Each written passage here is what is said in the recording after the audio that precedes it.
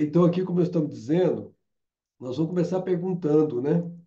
Por que que existe dor, sofrimento, enfermidade, essas mazelas que muitas vezes nos alcançam, aqueles movimentos íntimos, às vezes, de melancolia, enfim, todos esses movimentos que são contraditórios para com a nossa busca íntima, né, que é a felicidade, que é a paz. Por que que isso existe, né? Então a gente precisa se perguntar. E a resposta ela é muito óbvia com a doutrina espírita, quando os espíritos nos ensinam que a Terra pertence à categoria de mundos de expiações e provas, e aí é a razão pela qual nós vivemos abraço com tantas as misérias que são naturais, inerentes a esses mundos de expiações e provas. Vamos lembrar que expiação é uma prova compulsória, uma prova da qual a pessoa não tem como se afastar.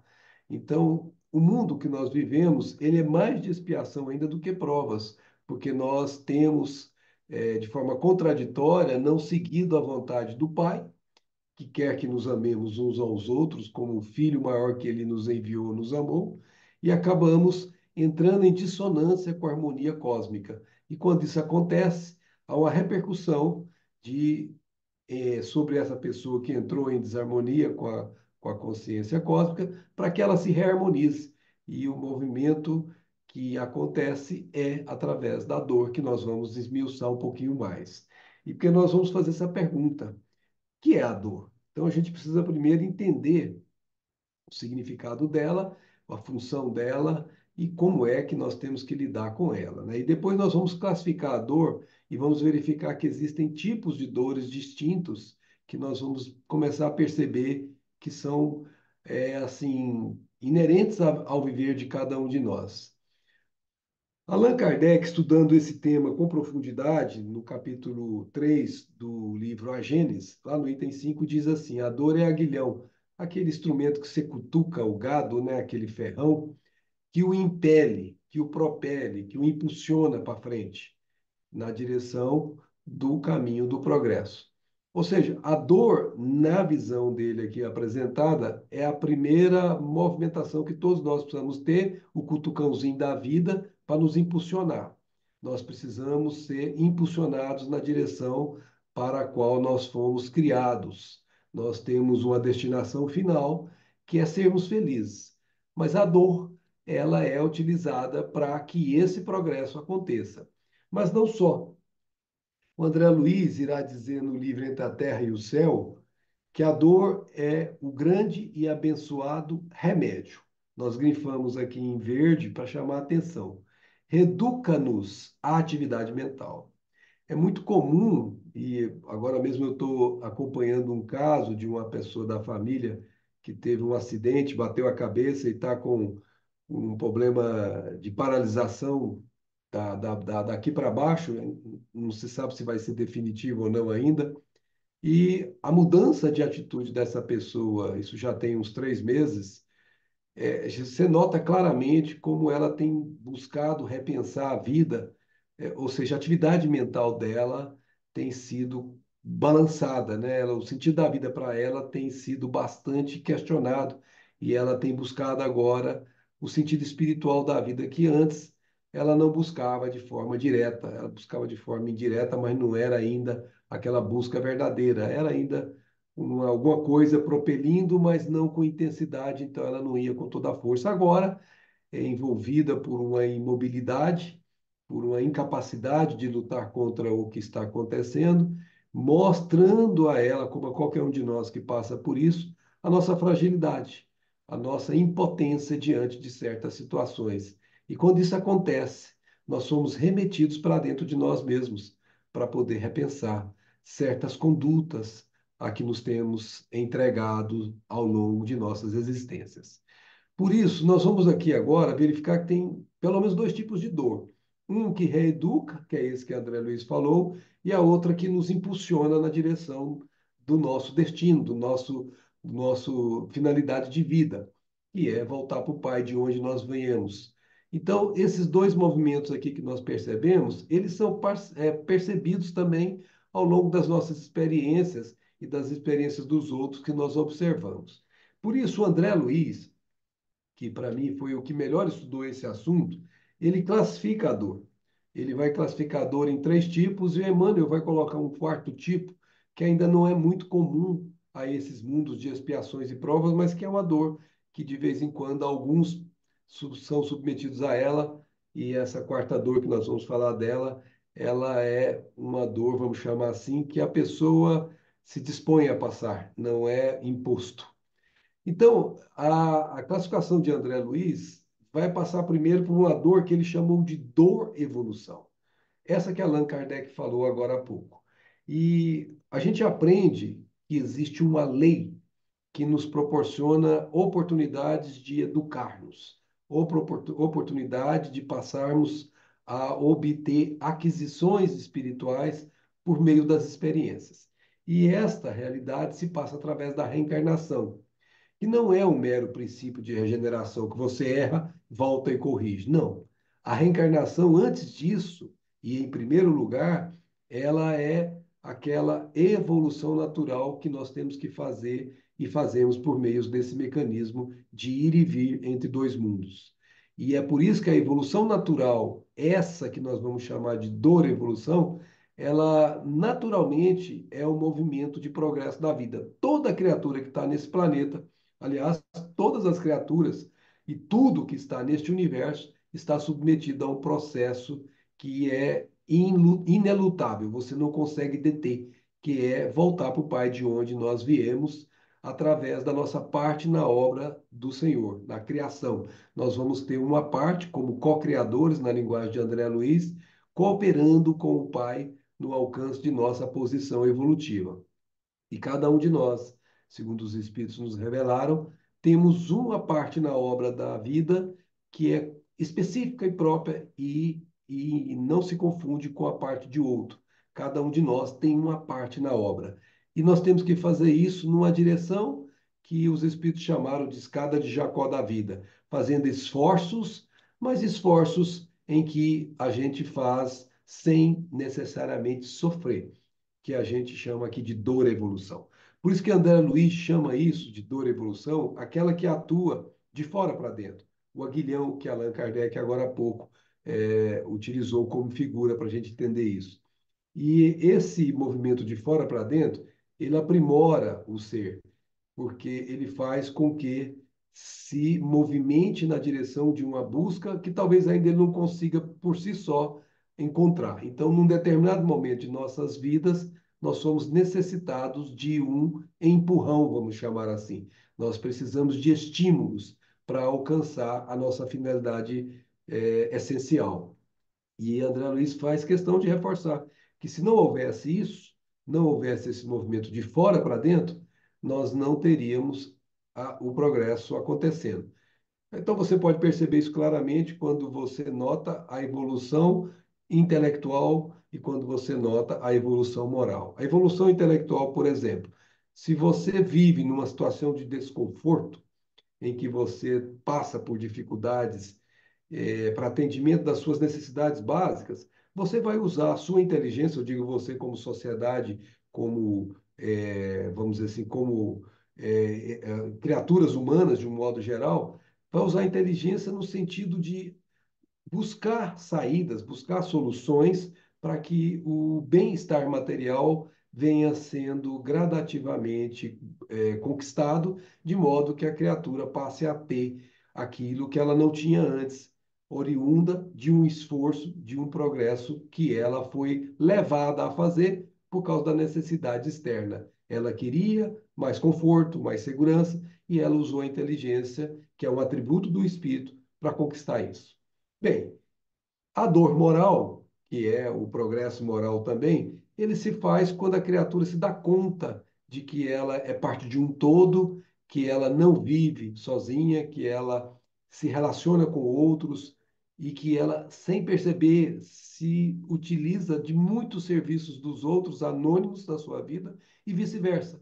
Ela percebe que ela não consegue viver sem estar com uma parte de um todo. E ela sabe intimamente, ainda que em determinado momento de suas vidas não consegue articular isso em raciocínios lógicos, ela sabe que ela tem uma finalidade e que ela tem que fazer alguma coisa que está lá no íntimo dela, naquilo que se chama existencial.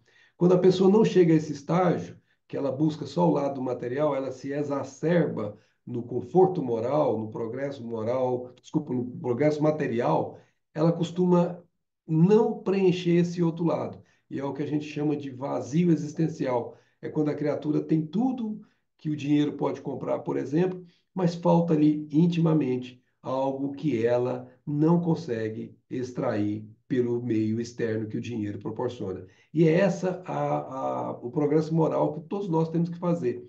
E muitas vezes, para nos acordar, nós somos movimentados também para que haja uma espécie de dor que nos desperte e que nos faça perceber que nós precisamos não só do intelecto, mas nós precisamos do sentimento também. Então, esses dois movimentos, eles deveriam ser naturais, sem necessariamente sofrer. Veja que eu estou separando a dor, evolução, do sofrer. Porque o sofrer nós vamos ver que é escolha e não é parte da realidade da vida. A gente só sofre porque é uma escolha individual de cada um de nós. E foi André Luiz que veio chamar essa escolha de dor e expiação. Porque expiar, como dissemos, é fazer uma prova de forma obrigatória. Então você não conseguiu fazer ou não quis fazer, foi rebelde, uma determinada vontade superior, que é o amar ao próximo como a si mesmo, e você resolveu fazer do seu modo e não do modo que se espera. E aí você entra em dissonância, cada um que faz isso entra em dissonância com as leis divinas e automaticamente entra num processo de insatisfação íntima, de desconforto íntimo, que vai causar nele a necessidade de reparar aquilo que ele fez em desacordo com as leis cósmicas. E aí ele vai ser constrangido a fazer essa nova experiência, mas agora não mais de moto próprio, tendo a oportunidade de abandonar isso, de desistir. Não, ele vai ser constrangido a fazer, e se ele fizer isso com o coração, vamos dizer assim, resignado, ele vai conseguir fazer isso, atender às necessidades da reharmonização com o todo. Quando ele faz isso, essa é uma expiação que a gente chama de expiação pedida. Mas quando ele é teimoso, quando ele é rebelde, quando ele não aceita que precisa ser, vamos dizer assim, submisso à vontade de Deus e não dono da vontade de Deus, quando ele não inverte os papéis, que ele quer que a vontade dele prevaleça, ele vai ter uma expiação que vai ser uma expiação imposta. E é fácil você, eu, qualquer um de nós perceber quem está sob expiação pedida, resignada, e quem está sob expiação imposta, indesejada, em rebeldia. É só você olhar o exemplo, por exemplo, de duas pessoas em uma cadeira de roda, nas mesmas condições de inibição do processo que impede a pessoa de se movimentar. São exatos, mas as atitudes, você olhar para cada uma dessas duas cadeiras de rodas, você vai ver duas atitudes diferentes. Enquanto um deles olha para o dia e agradece a Deus pela bênção de mais um dia, pela oportunidade da alegria, está sempre sorrindo, você olha para o outro e ele já está com raiva do dia, fica nervoso com qualquer coisa, está sempre com a cara fechada. Você vê claramente duas criaturas em dois movimentos expiatórios distintos. O primeiro consegue se depurar e entra de novo na concatenação do cumprir a vontade do Pai. O outro terá que voltar novamente em outra prova difícil, até que ele, por moto próprio, faça a escolha de fazer com que a vontade do Pai prevaleça sobre a sua.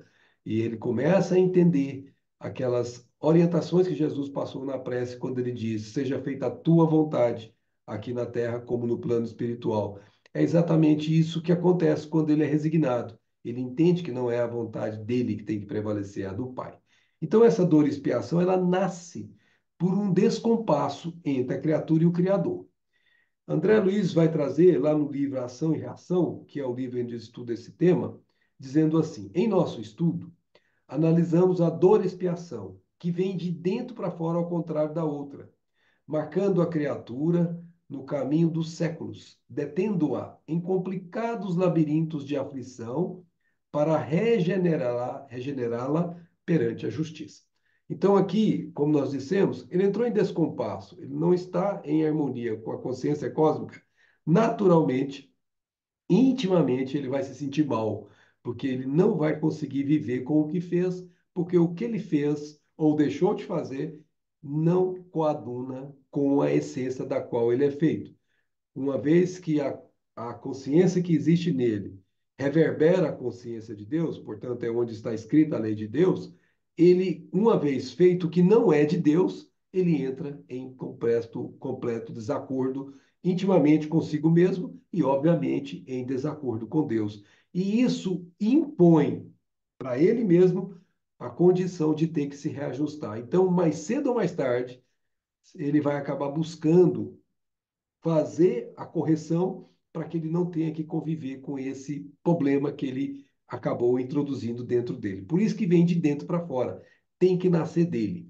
E aí então ele vai se regenerar e ele vai deixar aquelas aflições que tanto o avassalaram, que tanto o machucaram, e ele vai entrar em harmonia com a justiça e com o amor de Deus. Mas a gente sabe que Deus, que é todo de bondade, ele põe o remédio ao lado do mal. Isto é, ele faz com que do próprio mal saia o remédio. O que significa isso? Chega um momento em que o excesso do mal moral, ou seja, o desacordo com a lei de Deus, se torna intolerável. Ele não consegue viver com o que ele fez.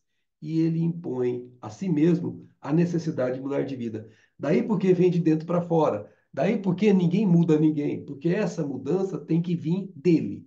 E essa mudança acontece quando ele se satura do mal em que ele de forma incauta, se entregou, ou por ignorância, ou por querer fazer a sua vontade sobressair-se.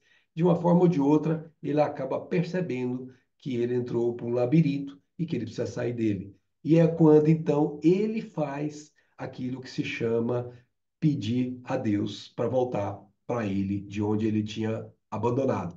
Isso é muito bem retratado por Jesus na parábola do filho pródigo que pede ao pai a herança e o pai dá a herança para ele e ele vai viver a vida segundo o seu egocentrado movimento. Ele vai fazer a vontade dele e esquece que existe pai, que existe irmão, ele só quer dar vazão aos seus interesses, aos seus caprichos. Chega um momento em que ele perde tudo e se vê no fundo do poço, literalmente. E aí então ele se dá conta, chegou no excesso do mal, ele se dá conta de que não sai do poço sozinho se não tiver o amparo do Pai. E é quando ele diz que vai voltar para o Pai e dizer para o Pai que pecou contra o céu, pecou diante dele e que ele não é mesmo digno de ser chamado filho do Pai, mas que pediria ao Pai para aceitá-lo como um dos seus empregados. Ele se sente não merecedor do retorno ao Pai. É esse momento do que nós chamamos do despertar, que Jesus chamou de cair em si. É esse momento em que a criatura se dá conta de que ela desviou do caminho do qual ela deveria ter permanecido. É esse momento em que ela encontra o remédio que André Luiz falou. Portanto, diz Kardec, a necessidade nos constrange a nos melhorarmos moralmente. Nós não conseguimos viver por muito tempo em desarmonia com a consciência divina. Portanto, gente, a dor, nesse caso, expiação, é o remédio para o mal. A dor, nesse caso, evolução, é a dor que faz-nos progredir para o Pai de maneira que não tenhamos atrasos. Mas o planeta de expiações e provas é prevalente nessa dor em que a expiação ainda é a razão de ser de muitos de nossas existências. Por isso que Jesus nos ensinou quando ele disse: a cada dia basta o seu mal. O que significa isso? Significa que se você souber depurar-se nesse dia simbólico, que pode ser uma encarnação, pode ser um momento da vida da gente, pode ser uma dificuldade que nós estamos atravessando.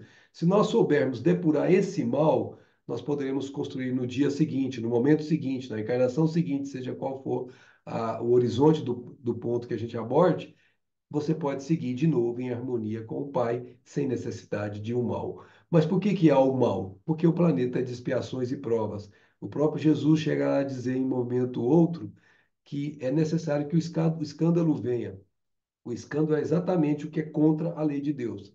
Por que que é necessário que o escândalo venha? Porque você vive num planeta de expiações e provas, em que as pessoas têm livre-arbítrio e Deus não violenta a consciência de nenhum de nós, deixa-nos tomar as decisões conforme o nosso livre-arbítrio, conforme o nosso discernimento, para que, se nós tomarmos as decisões em acordo com a lei dele, o resultado a consequência será sempre a da harmonia, a da paz, aquilo que é o bem mais precioso que nós podemos buscar.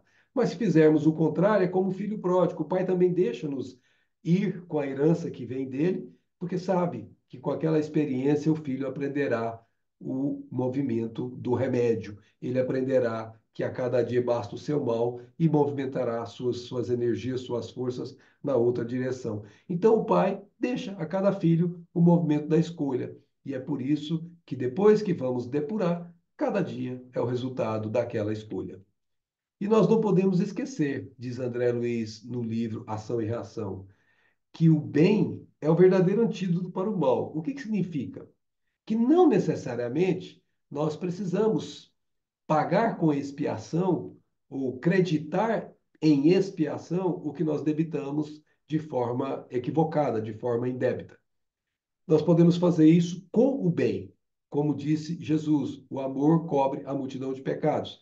Ou seja, nós podemos fazer o bem que anula o mal. É como uma matemática. O menos um pode ser anulado com o mais um. E esta é a equação divina. Se nós soubermos devolver o mal com o bem, nós nunca precisaríamos expiar. Se tivermos recebido o mal, devolvendo com o bem. Mas se fizermos o mal, nós podemos, numa outra oportunidade, pagar o mal com o bem, sem ter que sofrer necessariamente para poder quitarmos com a justiça. Daí porque Allan Kardec deixou claro para toda essa doutrina um lema profundo: fora da caridade não há salvação. Ou seja, a salvação, que é a paz íntima de cada um de nós, vai ser adquirida com o bem, que a caridade é a expressão do bem na sua essência mais profunda. Então, se nós fizermos o bem de forma espontânea, de forma natural, não há necessidade de dor e expiação para quem já consegue fazer isso. Mas existe uma terceira dor, que André Luiz chamou de dor auxílio. Ele diz assim nesse mesmo livro, Ação e Reação: é assim que, pela intercessão de amigos devotados à nossa felicidade e à nossa vitória, recebemos a bênção de prolongadas e dolorosas enfermidades no envoltório físico, seja para evitarmos a queda no abismo da criminalidade, seja mais frequentemente para o serviço preparatório da desencarnação, a fim de que não sejamos colhidos de surpresas arrasadoras na transição da morte. Veja, aqui ele deu duas situações onde nós somos levados a ter uma enfermidade, ela é como se fosse colocada em nossa direção para o nosso próprio bem. Então, tem um caso em que o Humberto de Campos, ele usa o pseudônimo nesse livro de Irmão X, que eu acho que é Cartas e Crônicas, se não me falha a memória, em que ele conta de um presidente de centro que ele já tinha, assim, há décadas que o centro tinha sido fundado e ele tinha trabalhado muito, devotado a vida dele por esse centro espírita, tinha ajudado muitas pessoas, tratamentos espirituais, pessoas que estavam com risco de se suicidarem, acabaram através do centro encontrando saída, encontrando luz. Enfim, ele tinha feito bem para muita gente, não necessariamente de forma direta, mas de forma indireta, com o trabalho que o centro proporcionava através dos seus trabalhadores e dele mesmo. Mas ele tinha, no programa espiritual dele, que ele tinha elaborado no plano fora da carne, quando estava desencarnado, que passar por uma prova que era necessária para ele assegurar que ele já era dominador de uma falta de virtude, vamos chamar assim, que ele não conseguia, que é a virtude da resistência às tentações relativas às atrações sexuais. E ele vinha bem até chegar o momento em que soou o sino da hora da prova para ele. Como foi que soou esse sino? Um dia ele estava no centro, apareceu uma mulher que literalmente o fascinou. Quando ele olhou para ela, ele não conseguia entender. Ele era casado, tinha 3 filhos, tinha uma família harmônica, fazia evangelho no lar, vivia uma vida super em paz. Mas quando ele olhou aquela mulher, literalmente a cabeça dele ficou de cabeça para baixo, virou o mundo dele sem que ele se desse conta do porquê que aquilo estava acontecendo. E ele, naquele momento, sabia o perigo desse primeiro contato, que mexeu profundamente na intimidade dele, sem que ele entendesse por quê. Como ele era espírita, ele tinha elementos para analisar isso. E ele poderia ter dito não àquele movimento forte que nasceu nele, mas ele, ao contrário, ele, vamos dizer assim, acalentou aquilo e procurou vamos chamar assim, ele procurou mais se aproximar dela do que se afastar. Ele não impôs uma barreira que o garantisse numa resistência. E o que que aconteceu? Pouco a pouco, ele foi se encontrando com ela e começou a ter um caso com ela, e ela era avassaladora para ele, porque ela conseguia tirá-lo das situações de normalidade dele, já não frequentava o centro do mesmo jeito, chegou a faltar no evangelho no lar, estava mentindo para a esposa, mas ele tinha, como contou Humberto de Campos, créditos. Ele trabalhou muito, né, até esse momento da prova. E como os benfeitores tinham nele um trabalhador de valor, eles ajudaram esse presidente do centro. O que que eles fizeram para ele? Colocaram ele numa cama com uma doença que médico nenhum conseguia entender o que que era. E ele passou ali mais de 6 meses naquela cama. E aí se pergunta, quem é que apareceu para cuidar dele nessa cama durante os 6 meses? Só pôde ser a esposa e os filhos, porque a outra nunca mais apareceu na vida dele. E nesses 6 meses, ele começou a refletir sobre as loucuras, sobre o despenhadeiro que ele estava se entregando, e ele conseguiu entender que houve uma intercessão em favor dele, e ele refletiu, modificou intimamente, e aí sim libertaram ele daquela prova, daquela enfermidade, e ele voltou para as atividades que ele quase pôs a perder. Então, esse é um chamado dor auxílio. A gente às vezes não entende porque que uma doença aparece, mas às vezes ela está tentando nos livrar de uma queda maior. Ou às vezes nós vamos desencarnar, como André Luiz disse, e nós precisamos nos preparar, e às vezes passamos por essa fase para que a gente possa ficar mais lá do que cá. A gente faz excursões de adestramento, como André Luiz chama no livro Obreiros da Vida Eterna, para a gente ir se ambientando com o mundo espiritual pouco a pouco, se desprendendo pouco a pouco, e no momento que a gente já estiver melhor ambientado, aí sim os espíritos permitem que deixemos o corpo. Então, essa também é uma razão da enfermidade em nosso favor. Mas, com todo respeito, não necessitaríamos dessa dor em enfermidade ou dessa dor auxílio se nós tivéssemos feito a vontade do Pai sempre, porque não teríamos porque tem intercessão se nós cumpríssemos a vontade dele. Mas como o mundo é de expiações e provas, e como o Pai é misericordioso, essa dor veio para nos auxiliar. A sublimação da dor já é um campo fora das nossas convenções normais de vida. Porque ninguém deseja passar pela dor, com todo respeito. Se alguém pede a dor, ou não está bem da cabeça, ou já transcendeu e está no nível dos mártires do cristianismo, porque não é esse o estado natural de uma pessoa. O nosso Emmanuel, no livro Renúncia, lá na primeira parte, no capítulo 1, logo no capítulo 1, ele diz assim: o homem comum, nos seus interesses mesquinhos, não considera a dor senão como resgate e pagamento. Seria a dor e expiação a que ele está se referindo aqui, desconhecendo o gozo de padecer por cooperar sinceramente na edificação do reino do Cristo. Ou seja, quando você vê na história do cristianismo aqueles mártires deixando-se imolar nos circos romanos, da maneira como os deixaram, cantando ossanas, sorrindo diante da morte que se aproximava deles, essas pessoas já estavam no nível de compreensão de que aquele movimento iria fazer com que o cristianismo alavancasse na sua condição de luz da vida que todos nós precisamos conhecer. E eles se entregavam, e a gente sabe que muitos deles, antes mesmo de desencarnarem, propriamente dito, já tinham sido recolhidos no mundo espiritual e nem mesmo às vezes experimentavam as dores como alguém que vai temeroso, que vai, obviamente, contra a vontade. Então, aqui é um estágio de evolução que poucos de nós aqui na Terra é capaz de fazer, ainda que existam, são poucos. E esse é um estágio em que, quando nós transcendemos a nossa compreensão de vida e nós literalmente fazemos a vontade do Pai e não a nossa. E a vontade do Pai é que nos amemos uns aos outros como o Filho dele maior nos amou. Quando chegarmos a esse estágio espontâneo, essa dor para que o Cristo cresça, esse deixar-se matar para que ele eleve, isso passará a ser uma situação que não nos incomodaria. Bom, mas ainda tenho mais um pouquinho de informações aqui que eu acho que é importante a gente ver, porque há dor depois da desencarnação também.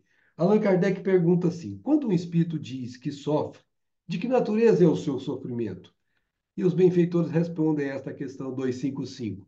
Angústias morais, que o torturam mais dolorosamente do que todos os sofrimentos físicos. Olha, é claro que é uma figura de linguagem, mas ela é uma figura de linguagem real. Angústias morais torturam mais dolorosamente do que todos os sofrimentos físicos. A criatura não consegue viver com o que fez, ela fica desesperada, atormentada, aflita, ela não consegue ter paz. E ela pede encarnação porque o corpo físico amolenta um pouco isso e ela fica só com aquelas coisas que de vez em quando vêm nela através daquilo que se chama melancolia, daquilo que se chama nostalgia, e ela vai experimentar isso na intimidade do coração de forma abrandada. Mas no mundo espiritual, isso potencializa absurdamente. Efetivamente, disse o André Luiz, logo após a morte do corpo físico, sofre a alma culpada minucioso processo de purgação tanto mais produtivo, quanto mais se lhe exterioriza a dor do arrependimento. E apenas depois disso consegue elevar-se a esferas de reconforto e educação. Ou seja, ela tem que sair da culpa, do remorso para o arrependimento. Qual a diferença? Culpa é um sentido de um círculo fechado. Arrependimento é um canal. Você sabe que errou, mas você vê o fim, você vê o outro lado e você sabe que se reparar, você acessa o outro lado que se chama paz. Então, o arrependimento vem acompanhado da expiação, que vem acompanhado logo depois da reparação, de corrigir. Aí sim, nós somos liberados desse movimento tão dolorido que é dessa forma no mundo espiritual. Se a moléstia experimentada na veste somática foi longa e difícil, abençoadas depurações teriam sido feitas pelo ensejo do autoexame. Foi o que nós falamos da dor auxílio. A pessoa é obrigada a parar, ela é obrigada a refletir, porque ela fica literalmente impotente e ela é obrigada a rever sua vida. Então, se conseguimos fazer isso antes de desencarnar, se não tivermos feito antes, é para nós uma bênção. Todavia, se essa operação natural não foi possível no círculo carnal, mais se agravam os remorsos depois do túmulo. Por quê? Porque estão recalcados na consciência e eles passam a aflorar, todos eles, através da reflexão, que é muito mais dolorida. Então a gente percebe que é melhor a gente lembrar de Jesus quando ele diz que enquanto estamos a caminho, vamos lá reconciliar com quem nós estejamos porventura em descompasso, que tenhamos algum problema com alguém, porque é melhor fazer isso agora, enquanto estamos a caminho, do que esperar acontecer a partida no mundo espiritual, em que talvez nós não nos encontremos com o desafeto e teremos que levar essa carga energética, moral dentro de nós, de remorso, de sofrimento, para muito mais tempo e de muita forma de sofrimento que vem junto com ela. Bom, gente, para terminarmos, eu queria fazer com vocês umas reflexões que a mim profundamente tocou muito quando eu li isso no livro Memórias de um Suicida. Está lá no capítulo 3 da segunda parte, que é uma passagem de um manicômio para a internação de ex-suicidas que estão se preparando para voltar para a Terra. E tem um irmão que é o responsável por esse manicômio, por esse hospital, que ele se autonominou, colocou o nome dele de Irmão João. E esse irmão faz vamos dizer assim, uma mini palestra para Camilo, que estava lá, e outros ex-suicidas que estavam visitando, e ele diz assim, para todos eles e para todos nós: acautela-te por isso mesmo, ó homem, sendo tu por direitos de filiação, fadado à glória divina no seio da eternidade, não poderás fugir aos serviços da evolução que é imprescindível faças dos movimentos de ascensão próprios da tua natureza, a fim de atingires a órbita de que descendes. Não poderás fugir ao serviço da evolução. É aquela dor evolução que nós falamos, você mal se lembra dela. Ela é um impulso. E nesse longo trajeto, que é a volta do filho para o pai, que te será indispensável, quantas vezes infringires os dispositivos que determinam a harmoniosa escala da tua elevação, tantas vezes sofrerás os efeitos da dissonância que criastes, contrariando a lei a que estás sujeito como criatura de um ser perfeito. Toda vez que nós não fizermos a vontade de Deus, que nós fizermos a nossa, todas as vezes nós geraremos dissonância quando a nossa vontade não coincidir com a de Deus. E vamos criar para nós mesmos o reflexo em nós. E aí ele diz: cuida de ti enquanto é tempo, enquanto estás a caminho do trajeto normal da evolução, que te solicita apenas realizações benemerentes. Ou seja, gente, ele está dizendo para nós aqui de forma muito clara: basta você fazer o bem, basta você fazer o bem, e tudo irá como Jesus disse, porque o meu jugo é suave e o meu fardo é leve. O que é o jugo? É a lei dele, que é a lei de amor, que é a lei de fazer o bem, e é o que o irmão João aqui está dizendo.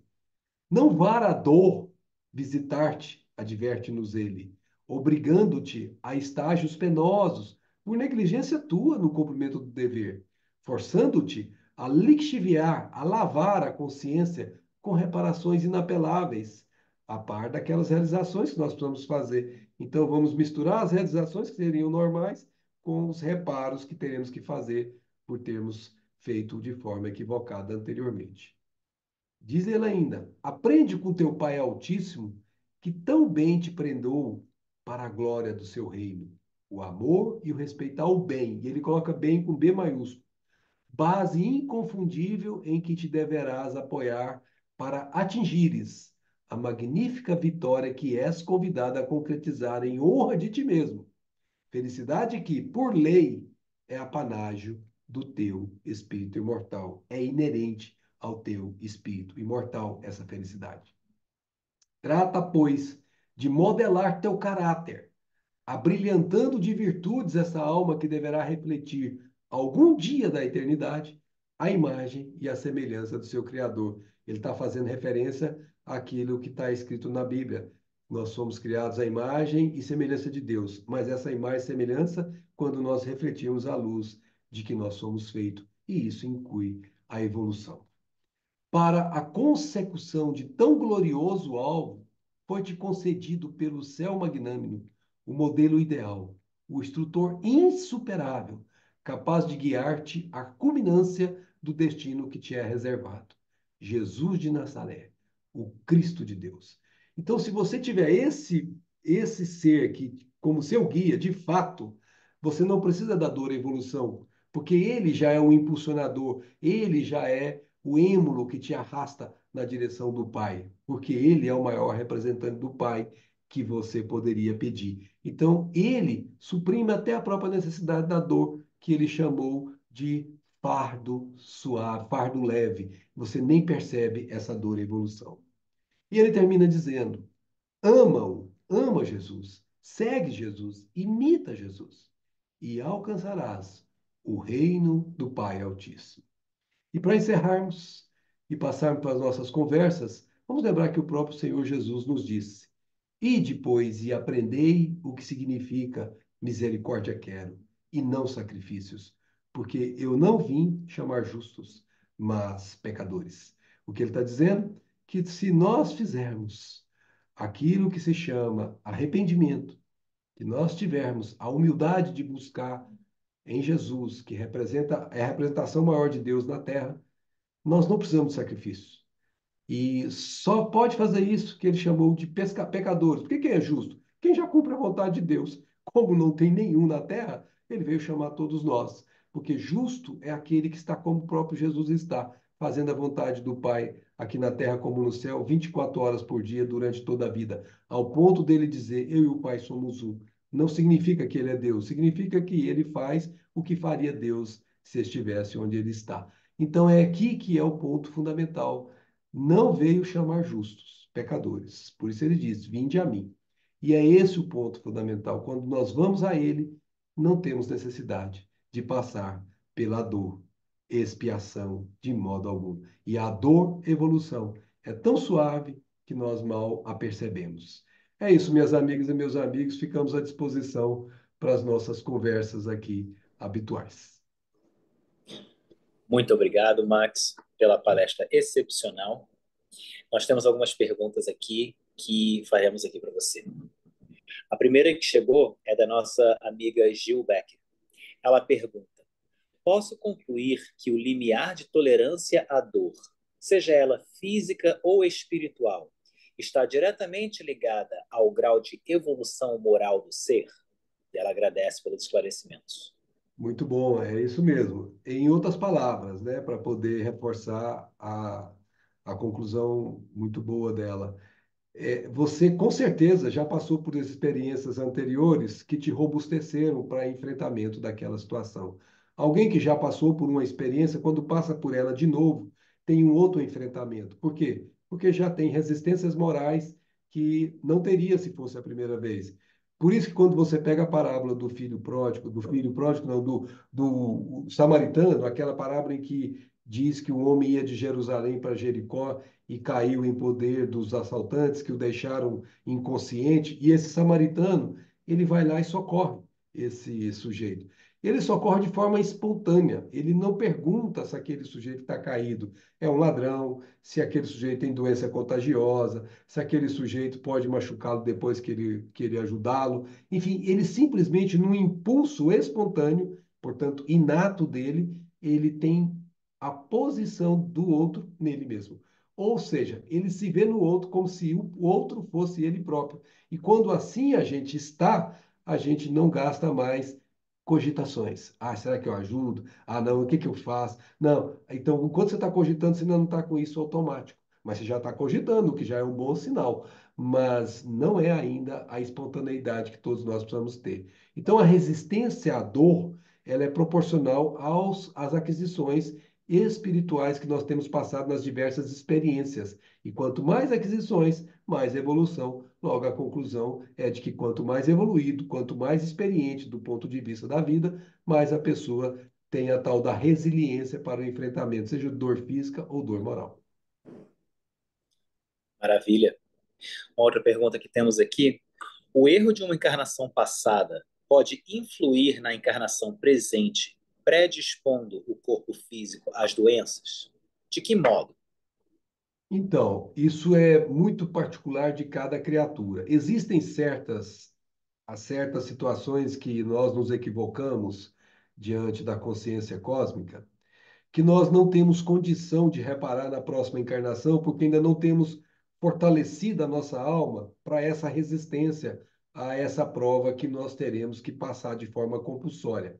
Então, o que que acontece nessa hora? Por misericórdia de Deus, se permite que nós coloquemos esse débito como se fosse numa caixinha que fique aguardando a hora apropriada para que a pessoa peça naquele momento para poder passar por aquela experiência, porque aí ela já estará robusta moralmente para enfrentar. Para quê? Para que não aconteça dela ter que enfrentar porque ela foi imposta por ela, para ela, aliás, aquele enfrentamento sem que ela tivesse pronta. Quando isso acontece, ela geralmente se rebela, ela se torna rebelde e é aquela expiação que nós falamos da cadeira de roda daquele que está sempre com cara fechada. Mas se ele se robustece, ele às vezes leva três, quatro, cinco encarnações. Na quinta encarnação, ele, espírito, ele que sabe que cometeu o erro, ele pede aos benfeitores que tutelam a sua encarnação para que ele possa ser submetido àquela prova. Os benfeitores avaliam e verificam se ele realmente está robusto o bastante para não perder a oportunidade de vencer nessa prova difícil que ele terá que facear. E se isso acontece, aí ele vem e faz a prova já na questão de cinco, seis encarnações depois. Mas pode acontecer também que sejam coisas pequenas do ponto de vista de resistência moral, que a criatura já quer se livrar disso logo, porque aquilo constrange, e ela pede para vir na outra encarnação. Mas sempre de uma maneira que não dá para você questionar. Sempre vai repercutir o passado no presente. Se ele não repercute numa inibição física, se ele não repercute num problema moral, ele repercute uma sensação estranha dentro da criatura em certos momentos da sua vida.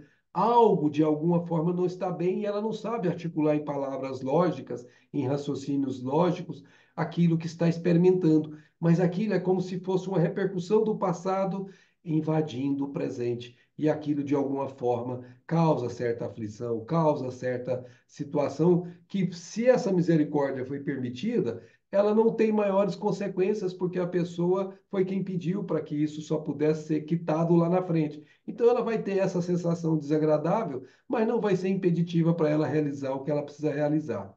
Doutras vezes, ela vai ter a inibição direta. Como disse Jesus, a tua mão esquerda foi motivo de escândalo, corta, lança fora, porque é melhor entrar sem a mão na vida do que entrar com a mão e corromper toda a alma. Então, essa pessoa ela vem com a inibição da mão, por exemplo, para que ela possa não entrar em novo em possibilidade de cometer o mesmo deslize que a mão, em um motivo ou outro, foi motivo de escândalo. Por exemplo, usou a mão para enforcar alguém. Então, isso, obviamente, é um impedimento para impedir que ele repita o ato no impulso que ele possa ter de novo. E, nesse caso, essa prova é logo na encarnação seguinte. Só para ter um exemplo disso, o caso do Camilo Castelo Branco, do livro Memórias de um Suicida, tem lá o Silveira, ou não, não é o Silveira, não me lembro o nome dele agora, que ele tinha matado a amante, nem era a esposa dele, porque ela tinha preterido por outro, e logo depois que ele matou a amante, ele se enforcou, jogando a corda no caibo do barracãozinho humilde da casa dela, e se enforcou. Ele cometeu dois crimes. Ele cometeu o assassínio e o auto-suicídio. E ele usou as mãos para poder matá-la. As mãos foram motivo de escândalo. Então, quando estava se aproximando da hora da encarnação, uns 30, 40 anos depois que ele passou no mundo espiritual, a mão simplesmente desapareceu para ele, não via mais a mão no perispírito. Quando eles foram visitar esse menino, ele já tinha 3 anos encarnado, encontraram a criancinha exatamente com as mãos amputadas pela vida, porque a mão tinha sido motivo de escândalo. Então, isso foi uma repercussão na encarnação seguinte. Aquela que eu falei que pode durar alguns séculos, você pega o livro Cartas e Crônicas, se não me falha a memória, do Humberto de Campos, ou não, acho que não é Cartas e Crônicas, não, me fugiu aqui agora. Ele vai contar do circo do incêndio no circo que aconteceu em 1961 em Niterói. E ele conta que ali é um resgate coletivo, como aconteceu, por exemplo, com queda de avião aqui no Brasil recentemente, um resgate coletivo. E que as almas que estavam naquele circo eram almas que cometeram o mesmo deslize em comum e elas tinham afinidades naquele ressarcimento. Mas aí alguém perguntou para Chico, mas por que tanto tempo se o fato aconteceu em 311 na era cristã e só foi resgatado no século XX? Aí o Chico disse que o Humberto Campos explicou para ele que aquelas pessoas que se envolveram naquele crime de matar cristãos, que foi o crime deles, eles não estavam preparados antes desse momento. Todos eles conseguiram se depurar porque eles aceitaram de forma resignada essa aprovação. Então, veja, passaram quase 18 séculos para poder você quitar uma conta lá no passado. Então, como eu disse no início, varia de caso para caso. Por isso que é particular de cada um, mas sempre o passado repercute no presente, não tem como fugir disso. Nós temos um minutinho aqui, por questão de tempo. Por que tanta depressão nos momentos atuais? Por que tantos jovens se envolvendo com drogas e tentando suicídio? Essa é a repercussão natural da ausência de Deus nos nossos corações. Se você pegar uma pessoa que verdadeiramente tem certeza da existência de Deus em si mesmo, essa pessoa ela tem o que se chama entusiasmo, quer dizer dentro, Theos, Deus dentro. Essa pessoa tem Deus dentro. Ela vive qualquer que seja a situação que ela está enfrentando, qualquer que seja o óbice, qualquer que seja a prova, qualquer que seja a expiação, ela vai extrair de dentro dela a força que vem do Pai, que é a força da alma. Ela vai ter dentro dela o que Jesus chamou, tende bom ânimo, ânimo de alma, eu venci o mundo. Ela vai perceber que ela também pode vencer. Mas toda vez que a gente age como filho pródigo, que afasta-se de Deus, por uma razão ou por outra, porque às vezes vamos buscar as ilusões do mundo, nós estamos fazendo o que se chama de fuga, a fuga da nossa realidade essencial. Isso, mais cedo ou mais tarde, constrangirá a pessoa a experimentar o que se chama vazio existencial, que é uma espécie de remorso íntimo por ter se afastado do Criador. E esse vazio existencial é excruciante, ele judia demais da pessoa. E é a hora que a pessoa, se ela conseguir expressar um mínimo que seja de uma oração, ela consegue amparo, ela consegue sair dessa situação difícil. Se ela tiver irmãos que ajudem nessa situação, ela pode se levantar disso. Por isso que Jesus disse: Vinde a mim, vós que estáis aflitos e sobrecarregados, eu vos aliviarei. Então, toda vez que a gente se encontra nesse estágio em que a depressão nos avassala, em que o desejo, às vezes, de suicídio nos acode, que nós vamos ficando, pouco a pouco, deixando nos envolver por ideias desse tipo, é quando a gente está distante de Deus, de uma forma ou de outra. A gente não consegue aproximar sozinho mais, porque a gente nem se julga mais no direito de fazer. Muita gente pensa nessa situação exatamente como o filho pródigo. Já não sou digno mais de chamar seu filho. Aceita-me como um dos teus empregados. A pessoa chega num estágio em que ela tem até dificuldade para fazer uma oração. E é quando a razão de existirmos e de vivermos uns com os outros é essa. É quando nós temos que dar a mão aos nossos amigos, aos nossos irmãos, nessas que deixaram chegar nessa situação. É a hora que nós temos que fazer o papel do amar ao próximo a si mesmo, de se colocar no lugar do outro. É a hora que a gente tem que emprestar o ouvido para ouvir uma pessoa, emprestar o bem mais caro que nós temos, que é o nosso tempo, é ouvir a pessoa sem corromper os assuntos que vêm da boca dela, que vêm dos sentimentos dela, é estar com ela na necessidade dela. Isso é se colocar à disposição, literalmente dela, mesmo não sendo nem familiar dela. Quando nós fazemos isso, isso faz com que a pessoa sinta a esperança, ela sinta que tem saída e ela começa a regimentar forças que ela não conseguiria sem esse auxílio. Então, feliz daquele que pode ser instrumento da paz nesse momento de ajudar esses que se deixam deprimir por terem se afastado de Deus. Então, a nossa recomendação da doutrina espírita é sempre essa: busque o amparo superior, busque Deus, porque nenhum dos filhos que ele criou ficarão à revelia quando eles buscarem, porque pedir-se-vos-á, vos será dado, disse Jesus, e assim acontece. Obrigado, Max. Obrigado por responder todas as nossas perguntas aqui também no dia de hoje, pela palestra. Já temos várias pessoas agradecendo com muito carinho pela sua palestra de hoje. Lembrando a todos que na semana que vem nós teremos aqui mais um encontro do Blossom e nós teremos como palestrante a nossa querida amiga Caroline Fonseca, que virá falar sobre o tema A Família como Educadora dos Sentimentos. Então, quem quiser e puder, estaremos aqui mais uma vez na próxima semana. Max, o nosso muito obrigado mais uma vez pelo seu tempo, pela sua presença aqui e por vir falar sobre um tema tão importante aqui para a gente. A gente gostaria de pedir então para você agora, se você tiver quaisquer considerações finais para fazê-las e se você puder fazer também uma prece de encerramento da nossa noite hoje, por favor. Se eu pudesse falar alguma coisa de consideração, não precisamos sofrer. Basta que nós vivamos fazendo a vontade do Pai, tendo Jesus como guia e modelo. E todo o resto vai se estabilizando, vai se equilibrando pouco a pouco. Certa vez o Espírito diz assim: harmonia é o equilíbrio entre as partes e das partes com um todo.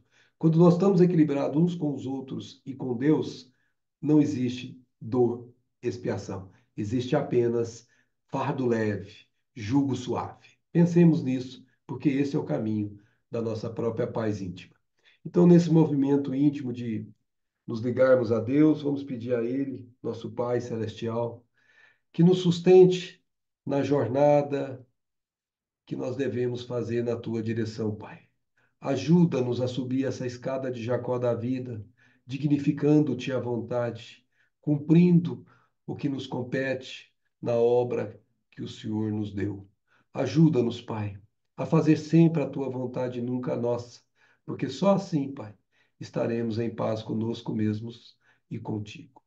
Ajuda-nos a viver em harmonia com todas as situações, por mais deprimentes e difíceis que elas possam parecer, porque no fundo são sempre lições importantíssimas para o nosso fortalecimento na tua direção. Ajuda-nos, Pai, a sorrir sempre, qualquer que seja a situação, a alegrar nossos corações sempre, independentemente do que nos aconteça. Fica conosco hoje e sempre, e que assim seja.